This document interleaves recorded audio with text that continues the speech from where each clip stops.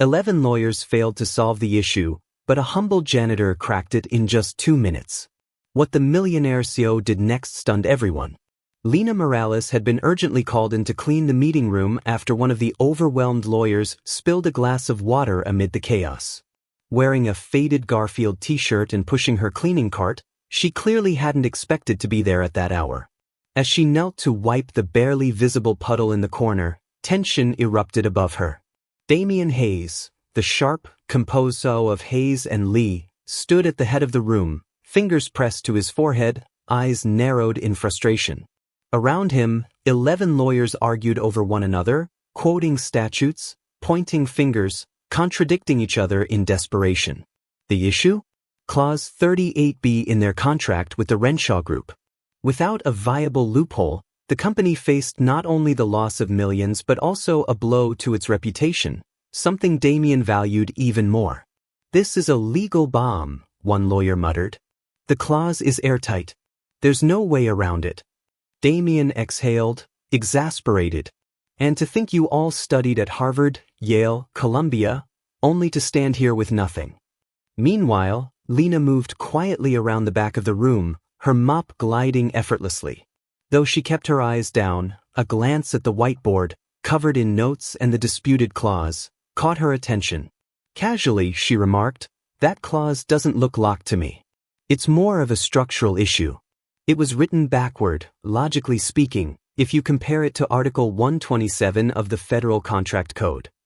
A stunned silence fell across the room, like someone had unplugged the noise. 11 heads turned toward her. Damian's sharp gaze settled on the woman in faded jeans, adjusting her mop bucket. "How do you know that?" he asked, his voice cool but curious. Lina met his eyes calmly. "Because I read it. It's in one of the books I have at home." "What kind of book?" "Civil and contract law. A professor who used to live in my neighborhood gave me a full set. I read a chapter each night after my son goes to bed." One lawyer scoffed. Another, clearly irritated, muttered, "With all due respect, this is a professional setting." Lina smiled. "Was anything I said incorrect? Because if it's about the uniform, I can wear a suit tomorrow. I accidentally bought one once, thinking it was a sweatshirt." Damian stared at her as though trying to decode a new language. "Did you study law?" 3 years. I was a year away from graduating, but life got in the way. Working became more urgent than studying. But I never stopped learning. I just never got the degree." He walked slowly past the stunned lawyers until he stood just a few feet from her. "Repeat what you said. In detail." Lina placed the mop aside, crossing her arms. Clause 38B's structure relies on the conditional paragraph in Section 14, but it contradicts Article 127 of the Federal Code. That creates interpretive ambiguity, enough to potentially void the clause, especially using the precedent set in Garvin v. Dakota Energy, 2019. This time, the silence was heavier. No one dared interrupt. Damian didn't look skeptical. He looked intrigued. "You read Garvin v. Dakota?" "Twice." The defense's argument was solid, but I would have ended it with a stronger quote. "I thought the final one was weak." A lawyer tried to cut in. "She's probably confusing some terms. The clause was analyzed by experts." Lina shrugged. "Then review it again, carefully. Page 197, Volume 2 of Professor Marquesi's series. It's a good after-dinner read." Damian's arms were now crossed, his face unreadable but no longer bored. Something had changed. "What's your name?" "Lina Morales." "Miss Lina Morales." "Let's talk." "In my office." Lina blinked. "But the floor's still wet." "Let the lawyers step around it," he said, turning to the room. "Or is that too much to ask?" The meeting dissolved into silence. Lina, uncertain if this was a reprimand or a promotion, rolled her cleaning cart into the hallway, a crooked smile tugging at her lips. Damian's office was as quiet as a courtroom, the kind of room where noise didn't dare exist. Lina entered, leaving her cart outside, not because she was told to, but because she instinctively knew that wasn't what he needed from her now. Damian stood by his desk, studying a tablet screen filled with dense legal language and clauses. Without a word, he gestured for her to sit. Lena glanced at the elegant chair like it belonged on the set of a royal drama. With deliberate care, she sat down, adjusting her Garfield t-shirt, a detail that now felt hilariously misplaced, like a cartoon cat attending a courtroom hearing. This clause, Damien said, tapping the screen, was modeled after one used in a merger between two energy companies in Florida. One of our lawyers thinks it might be helpful. Thoughts? Lena skimmed the first few paragraphs, her eyes gliding naturally over the text. When she finished, she leaned back and spoke evenly. It works, if the goal is to confuse the reader. Sure, it's packed with technical language, but the main idea is buried under 5 subjunctives and 2 ambiguities. It's a trap. And not even a clever one. Damien raised an eyebrow. Explain. The phrase, transfer of contractual responsibility, appears before the conditional clause, which directly conflicts with Article 21 of the Civil Code. A sharp judge would interpret that as an intentional omission. You've memorized the articles? No. I understand the reasoning behind them. The number's just the address. The content is what matters. Damien stared at her like she was a chess piece he hadn't noticed until now, and suddenly realized might be the most dangerous one on the board. He slid the tablet toward her, bringing up another document. What about this one? Asset protection clause in case of unilateral termination. Lena read for a moment, then shook her head. Courts have tossed that clause at least 3 times. There's a case, Rowan versus Palms Trading, 2021. The side that used it lost. It violated the principle of good faith. The judge said you can't hide risks in legal fine print and then pretend it's fair. Damien leaned back against the desk, arms folded. 3 of my senior lawyers approved that clause. Then they should spend more time reading case law and less copying boilerplate contracts. A hush fell over the office, broken only by the faint sounds of the city outside. For the first time in years, Damien looked unguarded, not out of vulnerability, but genuine surprise. And respect. How do you remember all these cases? He asked, more intrigued than skeptical. I read everything out loud. My 6-year-old can already say jurisprudence, though he thinks it's a cartoon character. Damien laughed. A brief, contained laugh, but real. Unexpected. I usually am. Especially on deep cleaning days. He walked over, picked up a blue folder, and placed it in front of her. This is the contract we need to protect. If Renshaw manages to knock out Clause 38B, they could unravel the entire agreement. That would be catastrophic. Lena studied the folder. You forgot a generic safeguard in the final section. A cautious lawyer would have added it automatically. But sometimes, brilliance overlooks the obvious.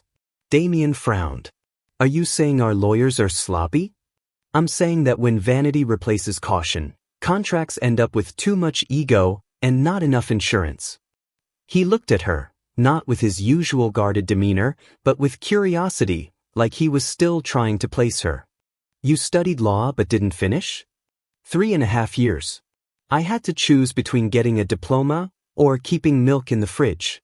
My ex said he wasn't ready to be a father, but the baby came anyway. Books don't cry at night, you know. So I worked when I had to and studied when I could. He nodded, no judgment, just listening. You know you can't practice law. I know. It's illegal. I won't sign anything or represent anyone. But thinking, observing, and suggesting? That's still allowed. Damien turned toward the window. The city lights flickered outside, but the brightest thing in the room was the mind he'd just uncovered in his own building. I need you, he said quietly, still facing away. But no one can know. Lena crossed her legs, calm and collected, like a secret agent in sneakers. So, I'm your cleaner of confidential clauses? If anyone finds out I'm taking legal advice from a janitor, it becomes a soap opera. Or worse, a scandal. She stood, picked up her bucket, and gave him a wry smile. As long as I don't have to wear heels. My uniform says it all. Lena began her unofficial role wearing the same worn-out sneakers, still carrying her mop and rag, but now with a hardcover notebook in her bag. She jotted down lawyers' names, tricky legal phrases, and flashes of insight that came while scrubbing floors. Officially, she remained the cleaning staff for the administrative wing. But behind the scenes, she became something far more significant, the company's hidden link, the sharp mind behind several legal pivots that even seasoned attorneys couldn't navigate alone. It began the following Tuesday. Damien discreetly asked her to review an email meant for an external consulting firm. It was overly technical but vague. Lena read it, scratched her chin and asked, "Mind if I tweak it?" He nodded. She typed swiftly and handed the laptop back. Her revision read, "Based on the interpretive safeguard clause in the contract signed by both parties and backed by Federal Law Article 64C, we believe the proposed revision lacks sufficient foundation and is therefore inadvisable. Sincerely. P.S. If you disagree, we're happy to discuss it over coffee. Just bring cookies." Damien raised an eyebrow. Cookies. Technical term to soften the blow. They'll laugh, but they'll know you're serious. He didn't say a word. Just clicked send. Soon, quiet requests began to arrive. A lawyer would leave a sticky note. Cross-compensation clause, does it apply to services? Lena would leave a folded note near the coffee machine, only if clearly stated. Watch out for Article 92B. No one knew where the sharp insights were coming from. But mistakes started to shrink. Damien's meetings ran shorter. And the toughest legal questions moved from conference rooms to whispered conversations over espresso. On day 3, Lena was jotting notes in the break room when she overheard two lawyers. "Hay's been different. More direct. More accurate. Yeah, and without our input. Maybe he hired a consultant, or a legal crystal ball." Lena smiled to herself. No one suspected her. That changed one Friday when Alexander Rios, young, arrogant, and fueled by ego, caught her replying to an email from Damien's desk. "What do you think you're doing?"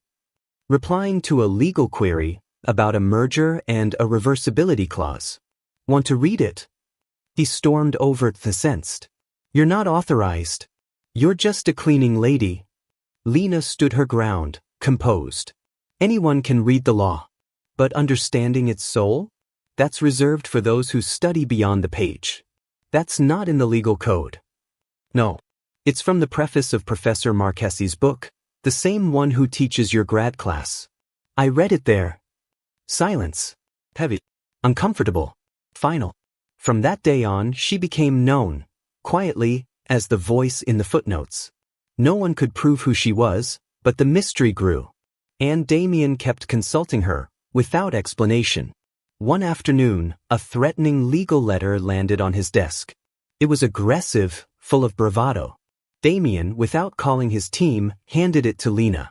She read it, thought for a moment, and drafted a reply. "We appreciate your concern regarding potential litigation. However, we see no reason for legal theatrics or imaginary contractual ghosts. Our team, visible or not, is prepared for any move with respect and without fear." Damien smiled, openly, for the first time in public. Later that week, Lena passed by the meeting room where two interns were debating a joint liability clause. "It depends on how the bond was formed," she said, not even slowing down. They looked up, confused. "What do you mean?" "If it was agreed upon explicitly, then yes. But if it's only assumed by interpretation, you risk invalidating the original intent. That's Article 265. Good luck, gentlemen." And she walked away like she just commented on the weather. From his office, Damien watched her go. Then, silently, he opened a leather-bound notebook he rarely touched and wrote her name down. As if to remind himself that brilliance can show up in sneakers and a faded t-shirt. It was almost 10 p.m. when Lena finished organizing the last documents on his desk. The office was quiet, lit only by the warm glow of the desk lamp. Chicago glittered through the windows, but inside, the world had narrowed to two people and a conversation yet to unfold.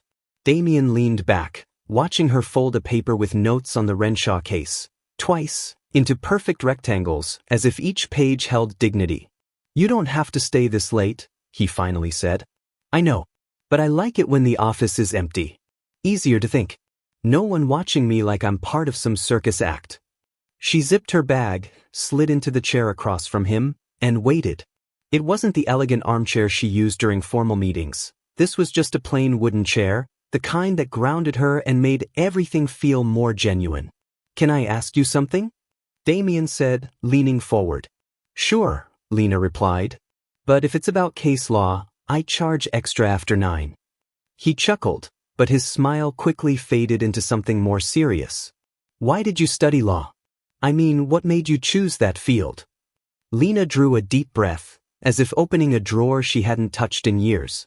"My father was a construction worker," she began. "He died in an accident when I was 16. The company tried to avoid paying compensation to my mom. Claimed he wasn't wearing safety gear, that it was his fault. It was a lie." She paused, staring at her hands. "My mom didn't know how to fight back. We couldn't afford a lawyer. The few who spoke to us acted like we should be grateful just for being heard." Damien leaned in, quietly absorbing every word. "That's when I thought, if I knew the law, if I understood the system, maybe I could help her. Maybe I could help others in the same situation. So I applied to college and got in with a scholarship." "Did you win the case?" he asked. "We did. After 2 years of fighting, we won. My mom used the money to open a small dressmaking shop in our neighborhood. She still makes party dresses for girls who want to feel like princesses." Lena smiled, though there was a shadow of sadness in it. "You must have been a great student," Damien said. "I was. High grades, study groups, loved talking law with my professors. I had a plan, finish my degree, go to grad school, maybe open a legal aid office in my neighborhood someday." "What happened?" The question lingered in the air. Lena tucked a loose strand of hair behind her ear, a gesture Damien had come to recognize as her way of collecting thoughts. "Diego," she said softly. "I met him in my 2nd year. He was studying business, a year ahead of me. He had dreams that felt like mine. Or so I thought." Damien found himself breathing slower, more focused. "We dated for over a year. I was in my 3rd year when I found out I was pregnant. It was unexpected, but I believed we'd face it together." She looked toward the window. "But he panicked. Said he wasn't ready to be a father, that he had too many plans. Suggested maybe I should handle it another way. I told him I respected his choice not to be involved, but I was keeping the baby. He didn't have to worry, I'd manage." "And did you?" Damien asked. "I had to. I dropped out halfway through my 3rd year. The scholarship didn't cover daycare, and my mom was busy running the shop. I had to work." Damien felt something stir in him, admiration, mixed with frustration on her behalf. "And Diego?" "He vanished. Moved to another city after graduation. I never saw him again. Miguel used to ask about him, but not anymore. I think he knows, we're complete, just the 2 of us." "Did you ever think about going back to college?" Lena let out a soft laugh. "Every night. I'd put Miguel to bed and open whatever books I'd managed to borrow or buy secondhand. Then I realized, I never stopped studying. I just changed how I did it." She walked to the window, watching the city lights. "I started going to the neighborhood library. They had a legal section, small, but complete. Professor Marchesi, the same one I mentioned to Alexander, gave extra lessons there on Saturdays. When he heard my story, he began lending me books." "Lending?" Damien echoed. "The first. But when he saw I really studied, took notes, understood, he started giving them to me. He said, books are meant to be read, not sit on shelves like trophies." Damien joined her at the window. "Didn't you ever feel angry? About having to give up your dream?" Lena turned to face him, her eyes suddenly burning with a quiet fire. "I did. For a long time. Angry at Diego, at the situation, at myself for trusting someone who wasn't ready. But when Miguel was born, when I held him for the first time, I understood, my dreams hadn't been destroyed. They just changed shape. I wouldn't be the lawyer I envisioned at 18, but I would be the mother I wanted to be at 20. "Do you regret it?" Damien asked. "Having Miguel? Never. He's the best part of me. He taught me that courage isn't the absence of fear, it's moving forward despite it." Damien watched her, silhouetted by the city glow. There was a strength in her that didn't come from pride or defiance, but from deep certainty in who she was. "You still study every night?" After Miguel sleeps, yes. I read cases, legal precedents, follow legislative updates. Not because I have to. Because I want to. Because it still makes sense to me. Even though you can't practice? Practicing is one thing. Understanding is another. And maybe someday I'll go back. Miguel's growing up. Maybe it'll be time to finish what I started. Damien felt a wave of emotion, more than admiration. It was like watching someone transform adversity into wisdom. She had turned every fall into a reason to rise. "You're remarkable," he said, more sincerely than he intended. "I'm a single mom who cleans offices and reads legal books at night. Not that remarkable. You're wrong. You took what could have broken you and turned it into strength. You raised a child, kept learning, stayed kind and funny.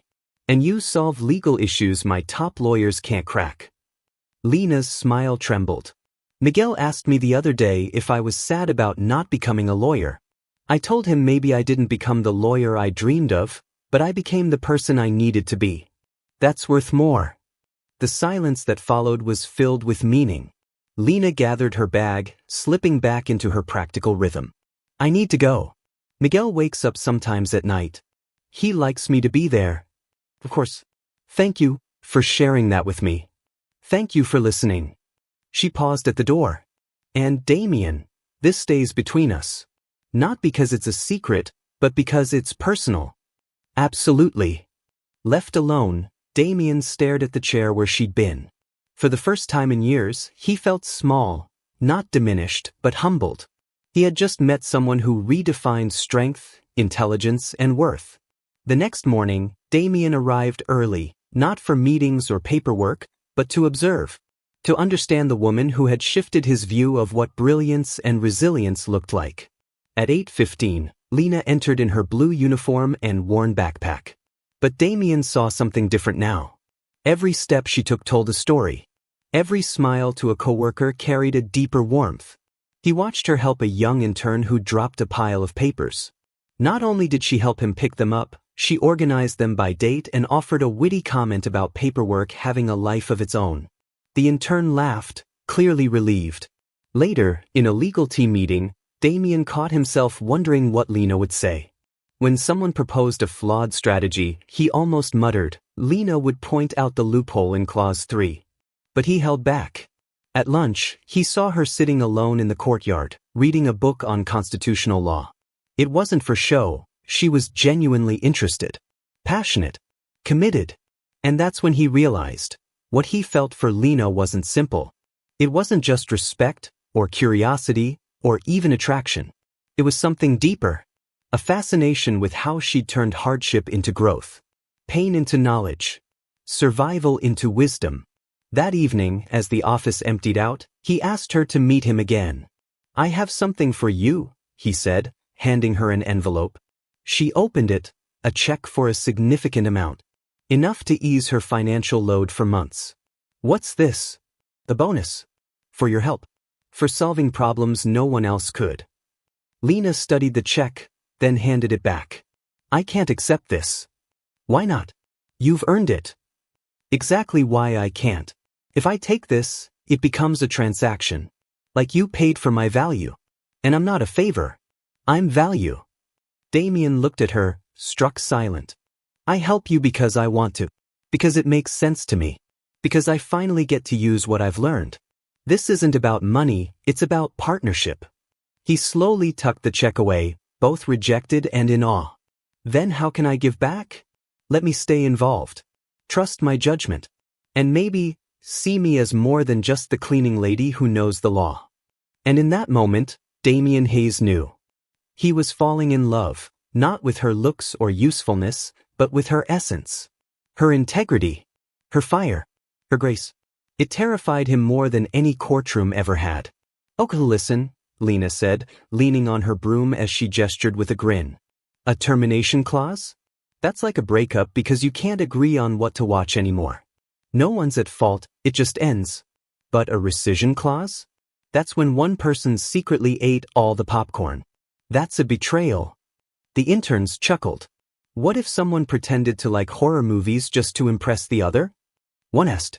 Lena smirked. That's misrepresentation. The whole relationship was based on a lie. Like when your crush says they love dogs and pizza, but turns out they don't. The relationship voided. Marcus kept filming, amazed that Lena could teach more in 2 minutes than his professors could in 2 hours. Another intern asked, "So how do you know which clause applies?" Lena nodded. Ask yourself, was there bad faith?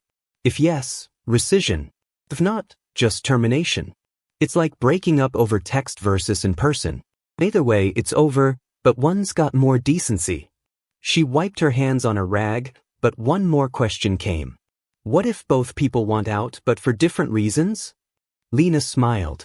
Then it's a mutual split, with a fight over who keeps the dog. That's bilateral termination with the division clause. Everyone takes what they brought, but you still have to figure out who gets the Netflix password. The interns burst out laughing as Marcus zoomed in for a closing shot of Lena waving. Later that day, Marcus posted the clip with the caption, "POV, the janitor explains contract law better than your Harvard professor. No diploma, just truth bombs. Legal legend." He hit publish at 2 p.m. By 4 p.m., it had 200,000 views. By midnight, it passed 500,000. Law students, lawyers, even professors flooded the comments. She explained in 2 minutes what my class hasn't in a semester. Where does she teach? I'm enrolling now. Wait, she's the janitor. Give her a chair at the next law panel. The video spread across WhatsApp groups, Twitter, under #JanitorJD, and flooded Instagram with screenshots of her analogies. Legal News picked it up. Legal News headlined, "Janitor Teaches Contract Law, Goes Viral." Law for All ran a profile, the accidental educator changing legal discourse. But the real storm hit when Legal Memes posted a side-by-side of Lena holding a broom next to a lineup of solemn attorneys, captioned, "The janitor who out-argued 11 lawyers." Dozens of variations followed. When the smartest person in the office doesn't have a degree, she cleans floors, and your legal arguments. By the next morning, Lena walked into the office completely unaware. But the stares, the smiles, and the receptionist's gleaming phone made it clear. "Lena, you've gone viral. 2 million views." She watched the clip, bemused. "That Marcus, always recording. You're not upset?" "Why would I be? I didn't share anything confidential. And if someone learned something, that's what matters." But not everyone was as calm. Damien walked into a storm, 3 press inquiries, 2 TV emails, and a note from HR asking what to do. He summoned Marcus. "You filmed her without permission." "I didn't know it would go viral." Marcus protested. "It was just a fun clip. Public area, no objections. Take it down." "Even if I do, it's already everywhere." Damien exhaled. He wasn't angry about Lena. He was worried about perception. How would it look if the firm's cleaning staff was solving high-stakes legal problems? He called Lena in. "We need to talk." She smiled. "About the video? You understand the implications? People will ask why you're not a practicing lawyer." "I'll tell the truth. I studied law. Had to stop. Life got in the way. But I never stopped learning. The concern is, it could reflect poorly. Clients might ask why a janitor is advising on legal cases." "Damien," she said, arms crossed, "are you embarrassed by me?" He hesitated. "No. I'm concerned about optics." "Did I break rules? Leak info? Misrepresent the firm?" "No." "Then maybe the real question is, would you rather have someone with a title, or someone who actually understands the law?" He was quiet. "You're right," he finally said. "I'm just trying to protect the firm. And I respect that. But I won't pretend to be less than I am just to make others comfortable. If what I said helps someone, then I'm proud of it." Later, when more journalists called, Damien didn't block them. Instead, he asked, "Need anything?" "Yes. If they ask about my boss, tell them he's the smartest person I know." Because he is. And because real intelligence sees the truth, no matter the package it comes in. It was official. Damien was in love. But love would have to wait. On Monday, the case of Renshaw versus Hayes and Lee began. $60 million and the firm's future were at stake. And the defense rested on Clause 38b, something Lena had flagged weeks ago. As lawyers pored over their arguments, tensions ran high. Robert Chen, the senior partner, voiced concern. If the prosecution brings up Morrison versus Atlantic, our interpretation could fall apart. That's when Lena walked in. I brought coffee. And she pulled a folder from under her arm. You're worried about the wrong precedent. The room paused. Morrison was overturned, partially, by Hamilton versus Shore Industries. It's not the precedent you think it is. Sarah flipped through their materials. That's not in our notes. Because it was in a minor journal, Lena said. And it's not the only one. You should really be watching Nelson versus Phoenix Corp. 2 months ago. For the next 2 hours, Lena broke down overlooked precedents, rebuilt their strategy, and handed them a new, stronger argument. You should be in court, Robert muttered. I belong here, Lena said simply. Helping you prepare. Damien's going to crush it.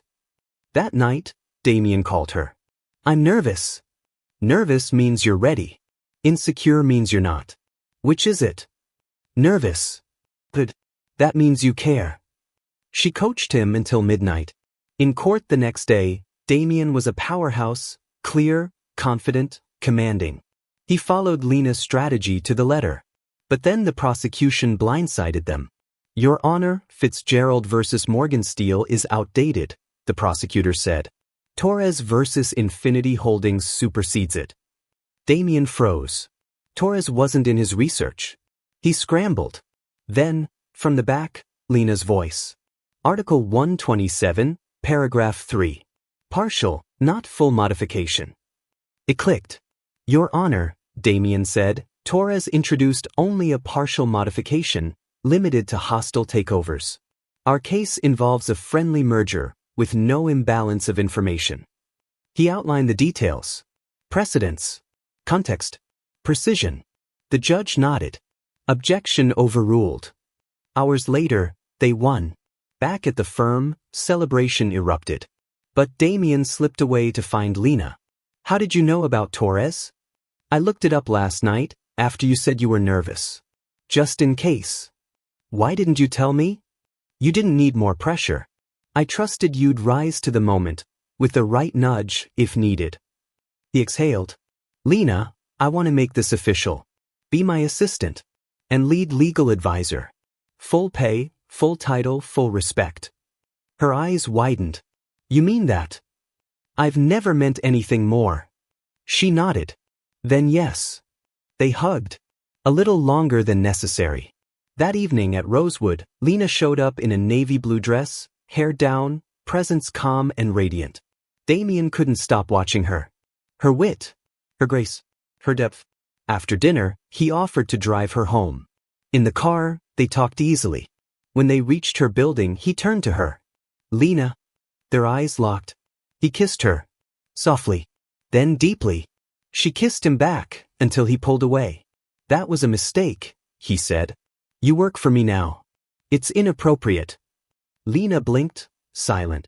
Please forget that happened, she said softly. Then got out and walked away. Damien didn't sleep that night.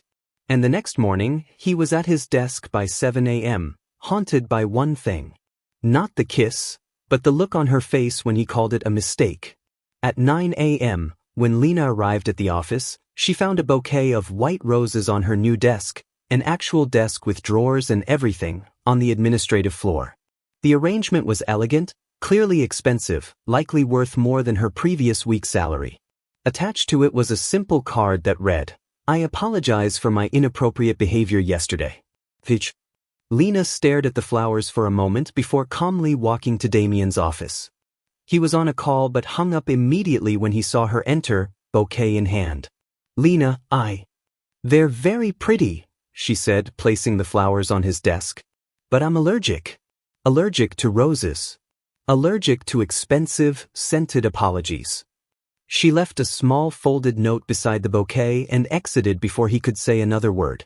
The note read, Next time you want to apologize, try talking. Flowers die in a week. Honest words last forever. Over the next few days, Damien shifted to subtler gestures. He left a coffee on her desk, One from her favorite neighborhood cafe, a small local spot far removed from the high-end places the office usually catered to. Lena thanked him politely, drank it, but made it clear, professional courtesy didn't erase personal discomfort. When he offered to help organize the legal library she'd requested, she responded evenly, "Thank you, but I'll manage. I always have." Her tone wasn't cold, but firm. Boundaries had been drawn since that unresolved kiss. By Wednesday, Damien tried a different approach. During a legal team meeting, he asked for Lena's opinion. "Our new advisor has a valuable perspective on this issue," he said, looking directly at her. Lena responded with calm professionalism, offering precise suggestions that helped break a 2-hour deadlock. As the team filed out, praising her insight, she turned to him. "Don't use my work to fix what broke outside of it. That's not what It is. And you don't need to. My work speaks for itself. It always has. I don't need professional validation to compensate for personal missteps." On Thursday, Damien left a book on her desk, New Precedents in Contract Law, a just-released volume he knew she'd appreciate. Lena skimmed through it with interest but returned it at the end of the day with a sticky note. "Thanks for the loan. I've already ordered my own copy." By Friday, as they reviewed a case together, Lena gently cut in. "Damien, can we set a few rules?" "Of course. First, my work is excellent because I love what I do, not because you need me. Second, our professional partnership is strong, and it stays that way. Third, what happened in the parking lot stays in the parking lot. And fourth, stop trying to make up for what you said with small gestures. If it was a mistake, own it. That's enough. Let's move forward." Damien nodded, but something lingered in his eyes, something Lena deliberately chose not to interpret. That weekend, as Miguel played in the living room, he noticed a familiar black car outside. "Mom, the flower man is down there again," he called. "The flower man?" Lena asked, amused. "The one who sent the white flowers you gave back. The one who brought you home after that fancy dinner." Lena went to the window. Damien stood beside his car, looking up at her building, hesitant to approach. "Come here, Miguel," she said as her son joined her, curious. "Is he your friend or your boyfriend?" She smiled, brushing back his hair. "Why do you ask?" "Because if he's your friend, you should invite him up. Grandma says friends are welcome. But if he's your boyfriend?" "If he's my boyfriend, then what?" "Then you have to decide if you really like him, or if he's just confused. Because a confused boyfriend makes you sad. And I don't like it when you're sad." Lena pulled him close, touched by his wisdom. "And what do you think he is?" Miguel thought for a moment, studying Damien through the window. "I think he's a friend who wanted to be your boyfriend but got scared. Like Pedro in my class. He likes Sophia but pretends he doesn't because the other boys might laugh. You're very smart, you know that? Grandma says that all the time. She also says grown-ups can be sillier than kids." Lena laughed, eyes still on Damien. "You know what? She's absolutely right." Damien lingered outside for another 10 minutes before quietly driving away. Lena remained at the window, reflecting on her son's words, and on the tangled emotions she hadn't yet named. "Mom," Miguel called from the couch. "If he comes back tomorrow, can I talk to him? Grown-ups who are confused sometimes need help from kids." Lena smiled. Her son was right. Adults had a way of complicating the simple. On Monday, Damien approached her desk with a different kind of proposal. "Want to have lunch outside? I need to talk to you about a case, but not here." Lena regarded him carefully. Something about him seemed different, less composed, more real. "What kind of case?" "The kind that can't be solved with case law." They went to a small downtown cafe, modest and warm, with worn wooden tables and a chalkboard menu. The kind of place where Lena felt at home. Damien ordered a sandwich but barely touched it. Lena ate her salad, watching him fidget with a napkin. "So," she said eventually, "what kind of case has you this nervous?" "I'm the case." She stopped eating. "Lena, I don't know how to handle what I'm feeling." "And what exactly are you feeling?" He took a breath as if preparing to testify. "Since you came into my life, everything's changed. How I work, how I think, how I exist. And that terrifies me." Why? Because I've never felt this way before. I've never admired someone so much. Never wanted so badly to be close to someone, to understand how they see the world. Lena set down her fork and met his gaze. Are you confused because you fell in love, or because you fell in love with me? The question caught him off guard. What's the difference? The difference, she said gently, is that maybe you're not used to women who don't need you. Just you. Damien frowned. What do you mean? The women in your past needed your status, your influence, your name. I don't need any of that. And that leaves you unsure of what role to play, doesn't it? He sat quietly processing her words. Then he nodded. Maybe you're right. It's not a maybe, Lena said firmly. You've spent your whole life being needed by people for the wrong reasons. With me, you're just you, Damien. Not the CEO. Not the rich guy. Just the smart man who asks good questions and laughs at my terrible jokes. Your jokes aren't terrible. They are, she said with a grin. But you laugh anyway. They both smiled, the tension easing. So that's it, Damien murmured.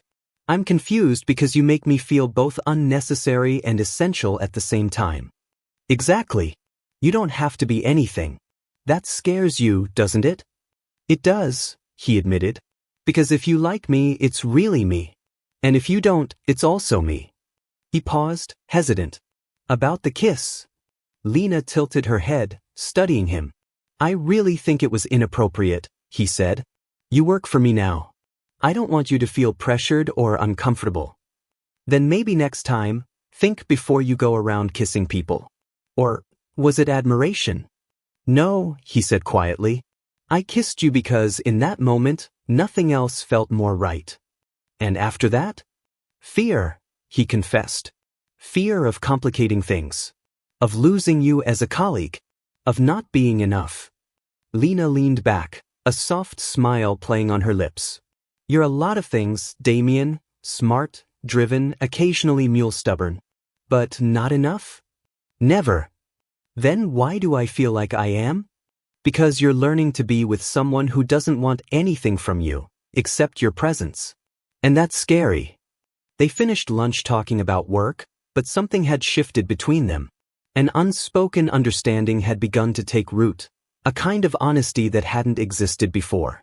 Later, back at the office, Damien walked Lena to her desk. Can I ask you something? Go ahead. Do you feel anything for me? She looked at him steadily. I'm sorry, but I'm confused too. Unlike you, I don't get to kiss someone and call it a mistake after. When you figure out what you really want, let me know. Until then, we're colleagues. Good colleagues. That evening, Lena was quieter than usual. Miguel had gone to bed, and she sat folding laundry with her mother, Carmen. You seem different, Carmen said. Different how? Not sad like crying, more like the kind of sadness that lingers.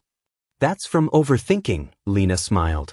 Her mother had always been able to read her moods like a blueprint. I'm okay, Mom. Just navigating some changes. Work? Or personal? Both. Carmen stopped folding and sat beside her. Talk to me. Work's going well. Better than I imagined. I have the role I always wanted. I'm doing meaningful work and getting paid for it. But, my boss is complicated. In what way? He's smart. He respects me. He listens. And I think I feel something for him. And him? Does he feel something for you? I think so. But he calls his own feelings a mistake. Carmen nodded, knowingly. One of those men who don't know what to do with a strong woman. It's not that, Lena said. He admires my strength.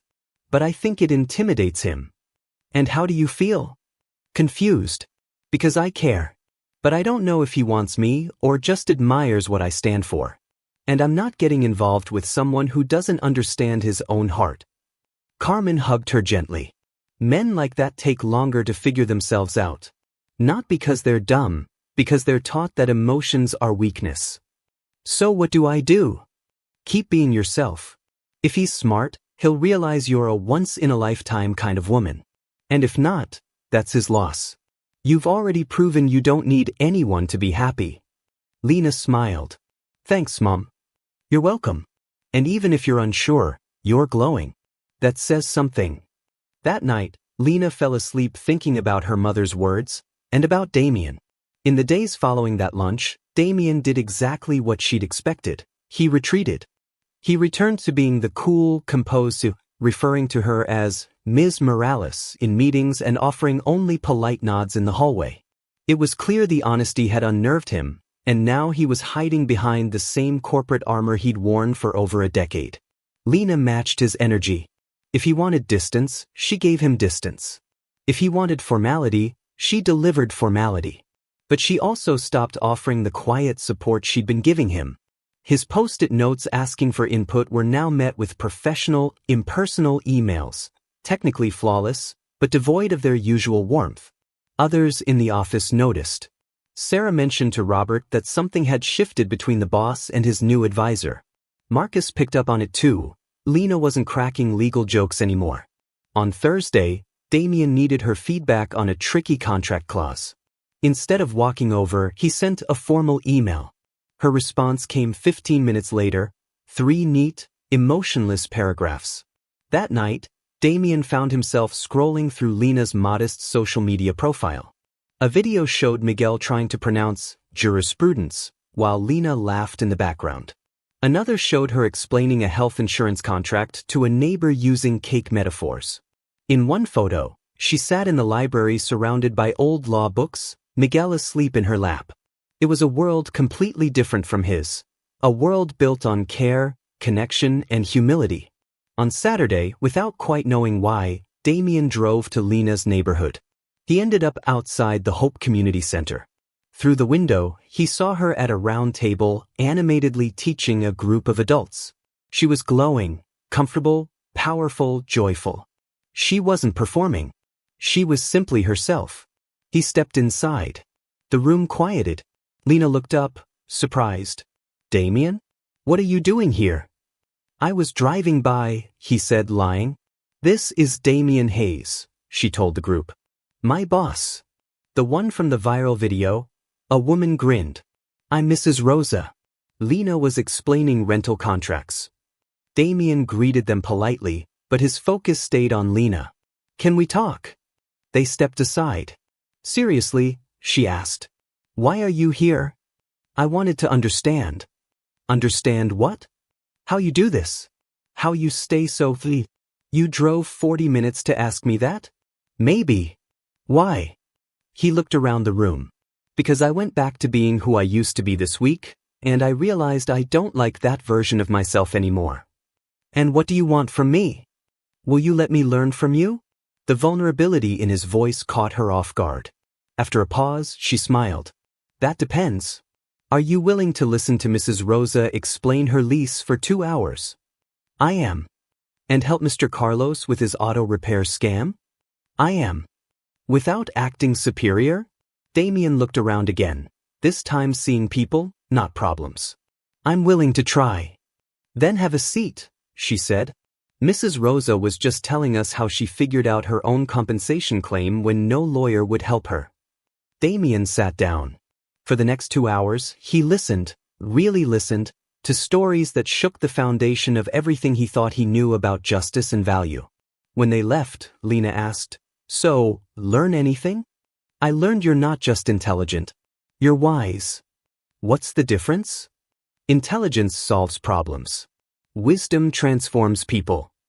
For the first time in weeks, they shared a genuine smile, free of pretense. The following Wednesday, Lena casually mentioned she'd be giving a talk on consumer rights at the community center, part of a program she'd run for years. Can I come? Damien asked, surprising them both. Won't you be bored? Not at all. I think I need to see what real advocacy looks like.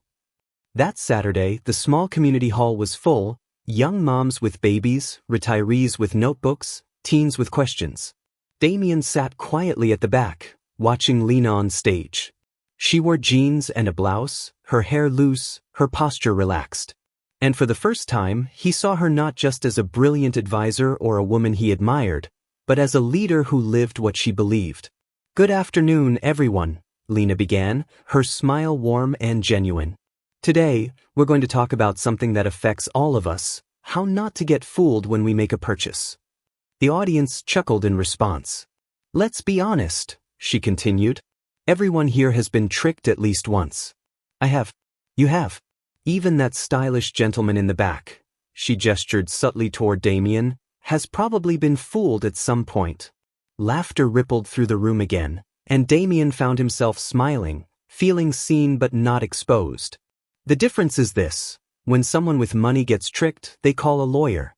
When people like us get tricked, we get angry, maybe vent to our friends, and then we just let it go. We accept the loss. An older woman raised her hand. But lawyers cost money, Lena. What are we supposed to do? Mrs. Maria, that's exactly why I'm here today, Lena replied. You don't need a lawyer for everything. What you need is to understand your rights. Over the next hour, Lena broke down complex legal concepts using simple, relatable metaphors. Warranties became breakups. Abusive interest rates turned into bad IOUs between friends. Contracts were likened to recipes that conveniently leave out key ingredients. Damien, seated quietly in the back, watched with fascination. She translated legal jargon without losing accuracy, and more importantly, without losing her audience. They didn't see her as some intellectual charity worker. They saw her as one of them. When a young man asked how to dispute a false charge, Lena didn't just explain. She wrote out a sample letter on the board, shared tips on tone, and walked him through the logic of his argument. Education, she said, is a kind of power that no one can take from you. And knowing your rights? That's part of that power. Don't let anyone tell you this stuff is too hard. If I could learn it while cleaning offices and reading borrowed books, then so can you. Applause broke out. People approached her with questions, and Lena gave each person her full attention, never rushed, never dismissive. An elderly woman clutched her hands. Sweetheart, you're an angel. I never would have solved that phone company mess without you. Lena smiled. Mrs. Conciso, you solved it. I just gave you the map. As the crowd thinned, Damien stepped forward. That was incredible, he said. Lena shrugged. It was just a basic workshop. No, he replied softly, it was something much more. They walked toward the parking lot in silence until Damien spoke again. Can I ask you something? Of course. How do you manage to be so important in people's lives and not even realize it? Lena stopped walking. I'm not important, Damien. I just share what I know. Exactly, he said. You don't hoard knowledge to hold power. You use it to give it away. You're everything I tried to be and never was. What do you mean? I spent years collecting knowledge to stand out, to feel superior. But you use yours to lift people up. That's real leadership. Lena touched his arm. It's not too late to change that. You think so? I'm sure of it. Just then, Miguel burst out of the community center with Carmen behind him. Mom, you were amazing. He ran into her arms. Lena laughed. Miguel, this is Damien. Damien, meet my son Miguel and my mom, Carmen. Miguel eyed Damien. You're the guy with the black car. The confused one. Miguel. Lena groaned. Damien chuckled. Guilty as charged. Carmen stepped forward, smiling warmly. Nice to meet you, Damien. Lena says a lot about you. I hope it's good. She says you're smart, but you still need to learn how to trust your heart. Lena blushed. Mom. What? It's true. Carmen turned to Damien. Can I offer a little advice? Please. My daughter doesn't need drama. If you like her, be brave enough to show it. If you don't waste her time. Damien nodded, moved. Thank you, Mrs. Carmen. Good. Now, you're both staying for dinner. I made lasagna for an army. Miguel tugged Damien's hand. Do you like lasagna? Grandma makes the best. Damien looked at Lena, who gave him a soft smile. Looks like your night is planned. Looks like it, he said, and for the first time in years, felt like he belonged. Dinner changed everything. In the weeks that followed, Damien became a fixture at the community center, not as a guest, but as a volunteer. He found unexpected joy teaching small business skills to local entrepreneurs. and Lena watched the shift in him with quiet pride and growing love.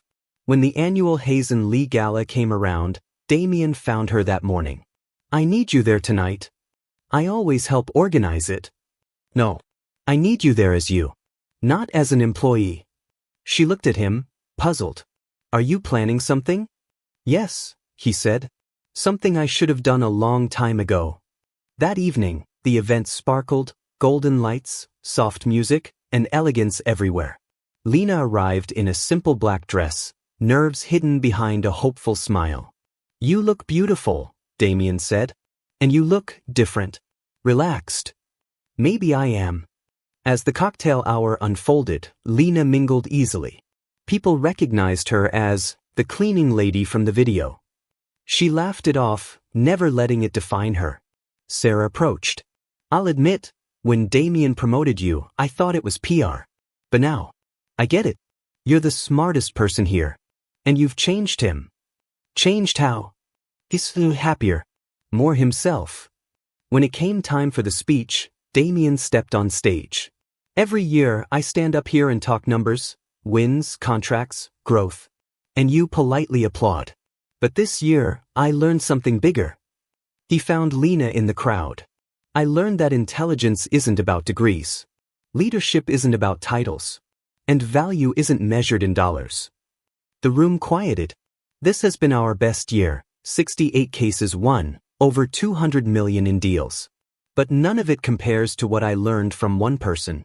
Someone who reminded me that real law happens not just in glass towers, but in community centers, where people learn their rights and reclaim their power." He stepped off the stage and walked to Lena. "She taught me that knowledge matters most when it's shared. That helping a 70-year-old woman fix a billing error is as important as any million-dollar case. That wisdom isn't about looking smart, it's about lifting others up." He reached her. "Lena Morales, you've changed my life. And I have 2 proposals." Gasps echoed around the room. "First, will you be my full partner at Hazen Lee? Profit sharing, decision-making, and leading our new social justice initiatives." Lena, stunned, nodded tearfully. "Second," Damien continued, "will you marry me?" Lena blinked, overwhelmed. "Are you sure?" "I've never been more certain." "I accept both," she said. "But on one condition, no expensive flowers. I want a library with comfy chairs and a space for Miguel." Damien laughed. "Done." He kissed her. It was quiet, powerful, and perfectly timed. Applause erupted. Sarah wiped tears. Marcus filmed everything. Later, he whispered to her, "There's one more thing. You should finish law school." "Damien, you don't need the diploma. But you deserve it. You deserve every door to be open." She hesitated, then smiled. "I'll finish." 6 months later, their wedding was held at the community center. Carmen organized the decorations. The neighborhood brought food. Damien wore a modest suit. Lena, a simple white dress with a sunflower in her hair. Miguel, their proud ring bearer, wore a tiny suit and walked her down the aisle. Professor Marchesi officiated. Lena spoke before the vows. "People used to call me the cleaning lady who knew the law. But I didn't just clean floors. I cleaned away judgment, others, and my own. And I helped someone I love clean his too." During the ring exchange, Miguel whispered into the mic, "Now you're our assistant too." Damien knelt. "Deal. But I want ice cream in the contract." "Fine. And park trips." "Done." Their kiss, under falling petals, sealed it all. Later, as they stood side by side, Damien asked, "Any regrets?" "None," Lena said. "Now we have a real family. And family takes care of each other." He kissed her again, no longer lost, no longer searching. Just home.